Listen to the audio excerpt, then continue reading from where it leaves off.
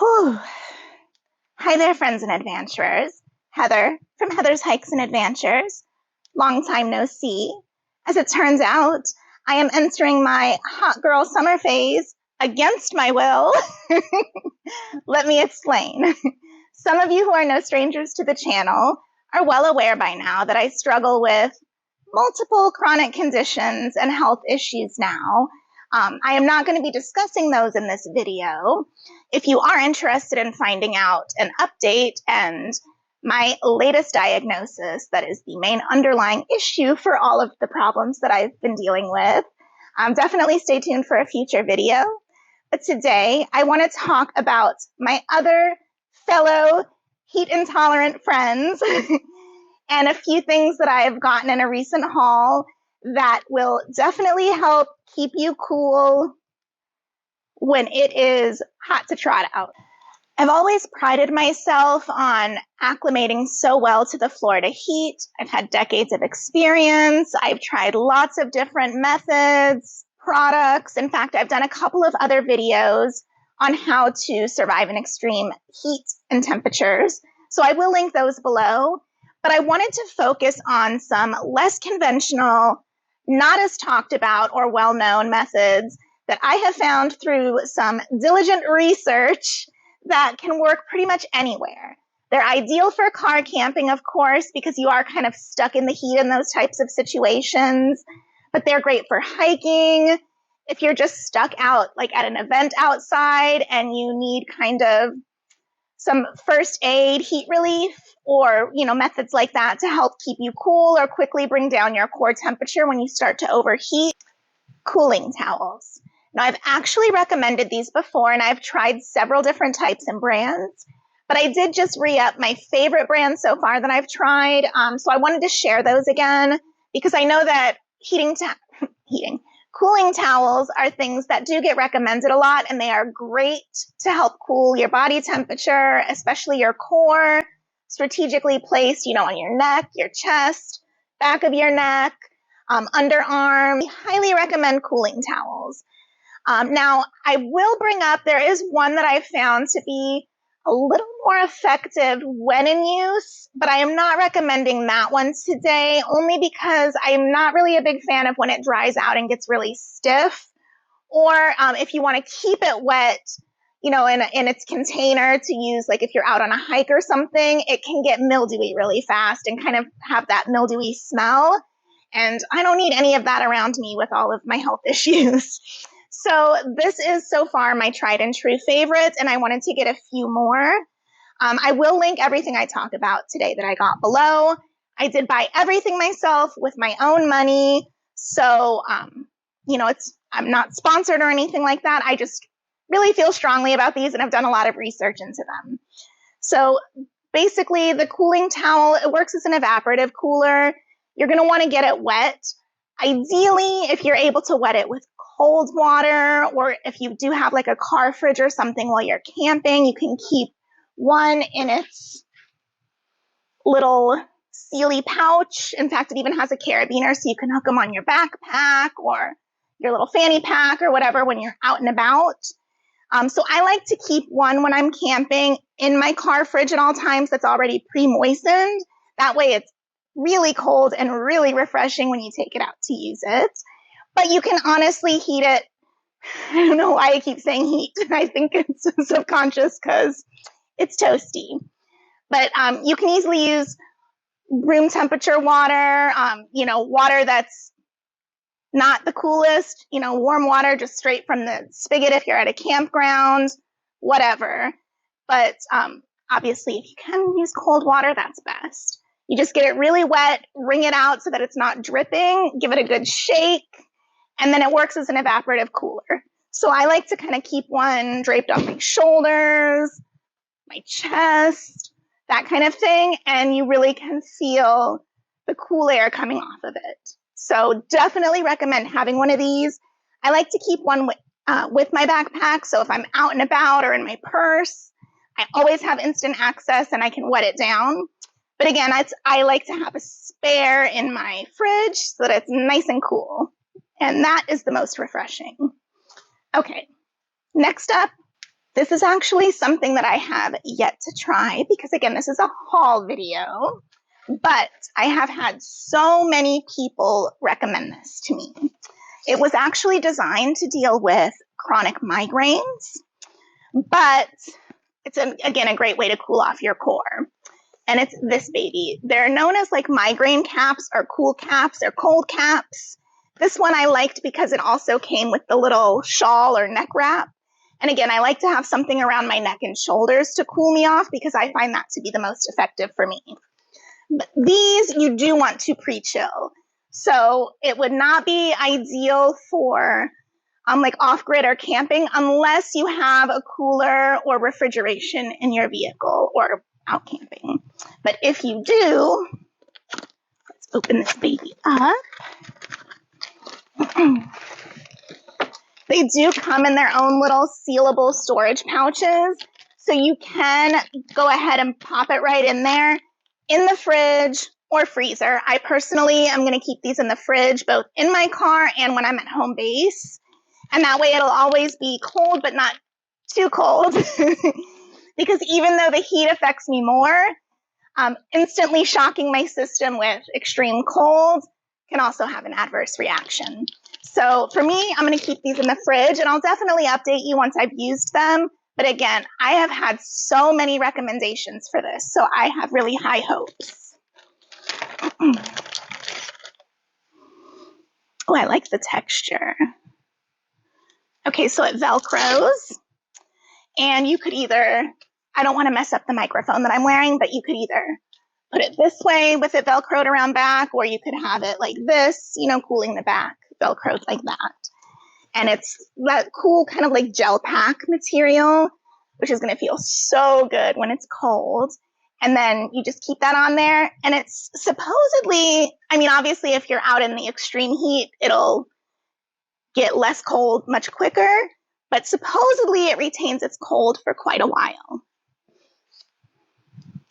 And then the other piece, which is probably going to look a little ridiculous, but it has this is the front because it has the little thing for your, you know, to sit on your nose. And it just goes right over your head. Oh, it actually feels cold without even cooling it. Oh, this is going to feel so nice. But anyways, you can pull it over your eyes. I have my glasses on, so I'm not going to do that at the moment. But you just put it, oh, this feels so good. So honestly, you don't even need to put it in the fridge. That's good to know. Oh yeah, I like this. Anywho, you can imagine when it's nice and chilled in the fridge, you just pop it on. I can definitely see why it would help with migraines and headaches, and especially if it's over your eyes.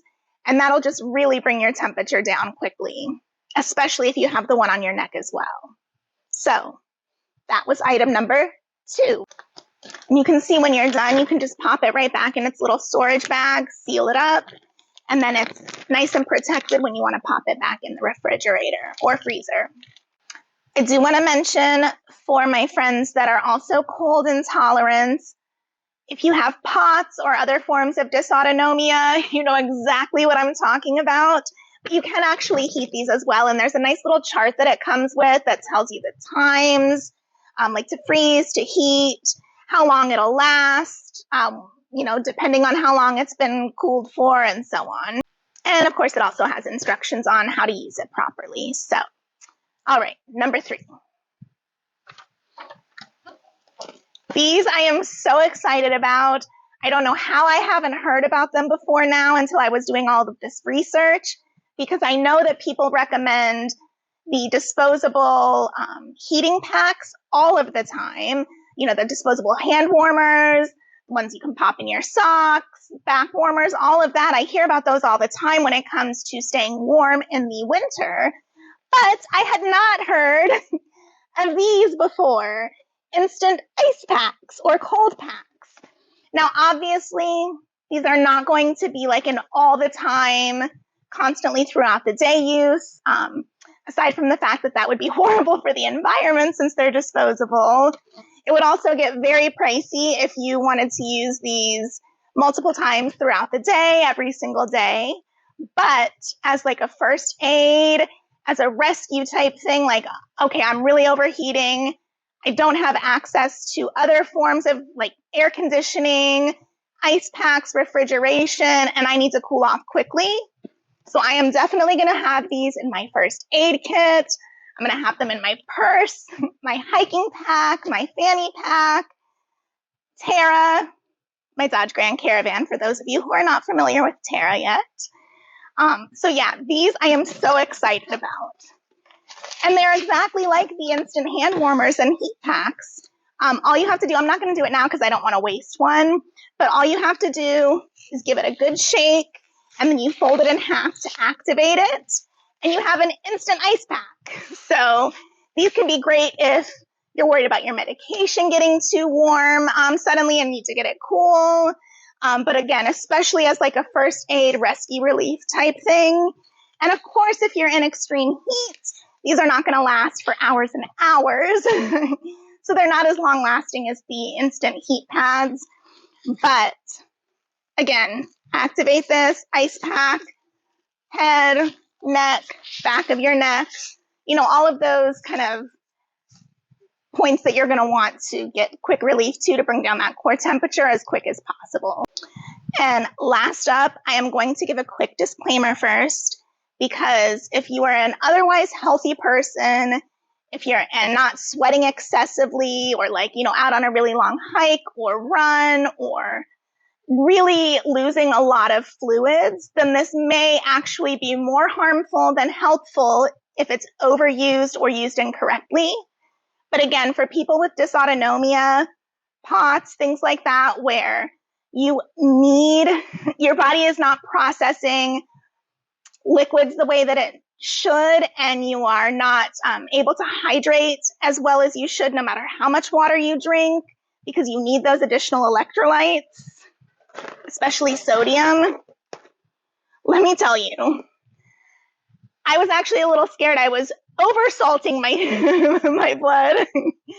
And that when I had my most recent labs, that I was going to have to really worry about my sodium levels, because as soon as the heat started kicking up, I have been having 2 to 3 of these a day. Now, if you're familiar with electrolytes, especially LMNT, you know how much sodium is in these.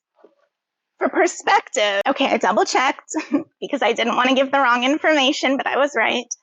The daily recommended intake for sodium in most healthy adults is under 25, well, ideally under 2,300 milligrams a day.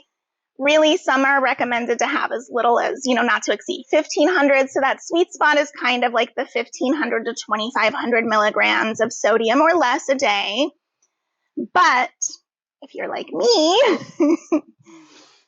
keep in mind that each of these packets has 1,000 milligrams of sodium just by itself. And I've been needing 2 to 3 of these a day to function properly.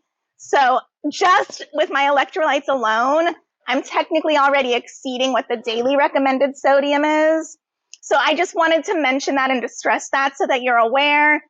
Again, I'm not a medical professional. I am not giving you medical advice, but I did want to add that disclaimer before recommending these to people, because I don't want, if you don't need them, for anybody to think, oh, I better be having a bunch of these all day, every day, because that can be not good as well. So if you have to watch your sodium and all of that, just keep that in mind. For me, I do need a lot of sodium. In fact, I have like a little emotional support salt shaker now that I've never been a person that likes overly salted food or anything, and it's a little disconcerting to me how much sodium I'd been taking in. So again, I was a little nervous when I got my recent labs, but they are still right smack dab in the middle of ideal range. So that tells me that I can continue to trust my body when it says it needs the salt, and when I can start to feel, okay, you need to rehydrate. So I did want to include that in this video because I do think that a lot of people watching that do share my struggles with chronic illness, especially with things like POTS or other dysautonomia that comes along with it. It is so, so, so important to make sure that you are hydrating properly and most of the time not with just water. So for perspective, I have around 96 ounces of water a day now, and at least 64 of those ounces have these babies in them. I have found, I was getting them off of Amazon, and they are technically the same price on Amazon as directly on the LMNT website for one box, which is 30 sticks, normally around $45. So not cheap, especially if you need multiple. So do want to mention that. However, I recently found that if you order directly from the LMNT site, you can get 4 boxes for the price of 3. So that does save you almost $50 if you do need it in bulk, like I do. So that's why I wanted to throw this in here for people that weren't aware. All right, friends, there you have it. I said I was going to keep it short and sweet. I seem to struggle with doing that on a good day, so we'll see how short it actually ended up being. But again, I just wanted to share these few items with you that I really think are game changers when it comes to needing to cool yourself off quickly when you're stuck out in the extreme temperatures. I hope you found it helpful. Again, I will have everything linked below. If you have any questions, feel free to ask. If you want to know other methods that are kind of more universally accepted and known, as far as how to cool like your vehicle or to be more comfortable camping in extreme heat, definitely check out my linked videos below. And I will see you again very soon. I'm sorry about my long absence. I do have an overdue car camping video coming out. And again, I will be updating you with all of the things that I've learned about myself and my conditions recently, big breakthroughs, not all great news, but I'm so relieved to finally be on the right track and to finally understand everything that has been happening to me basically since I was a little kid, finally, after decades. So I'll see you again soon. Thank you so much for watching. Bye.